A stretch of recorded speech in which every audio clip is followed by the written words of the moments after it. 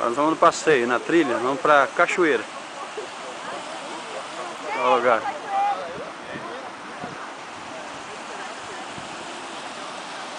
Uma olhada no visual. Yara, Carlota e o resto do pessoal que teve coragem de vir. É, louco. E o pé descalço. Vai que eu vou fumar o pé descalço. Fumou meu pezinho? Vai, Pedro. Bebe, fumou meu pezinho? Ui! Uhul, não vai ter que não, vai passar no friozinho. Jogue as pra lá. Nico!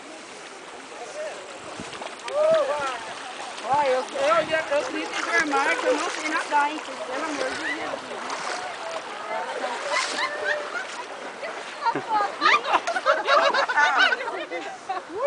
Ó, deixa eu dar uma água.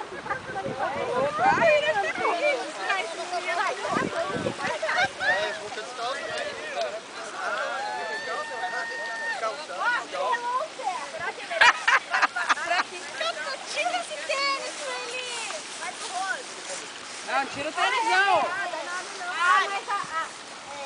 Suri, vai jogar no Suri. Esse tênis, isso aqui. Isso aqui no beirado, você pega na volta. Eu já fui. Ai, deixa eu vou lavar o tênis.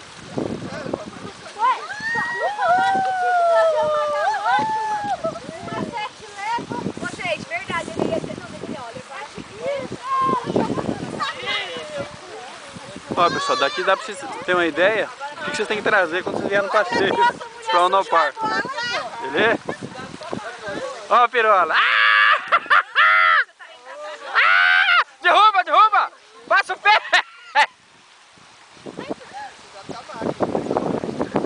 Olha, a travessia de animais silvestres.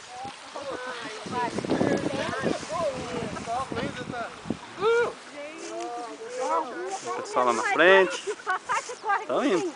Já demorou tudo isso, imagina pra chegar lá. Tem mais outra dessa? Tem mais umas 50 pior que essa.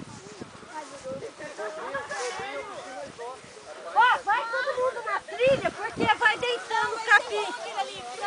Vai todo mundo na mesma direção, vai deitando o capim.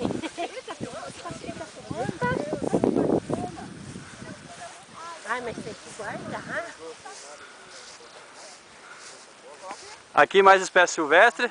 Duas galinhas da Angola. É, um frango falando. Ele leva um tênis que nunca é demais. E se eu soubesse que eu fiz uma coisa, eu já fui então, não é pra vir. É, a mulher falou mesmo. Calça jeans é a melhor coisa que tem, que o jeans não deixa agarrar a perna. Não, isso que é coçar. É.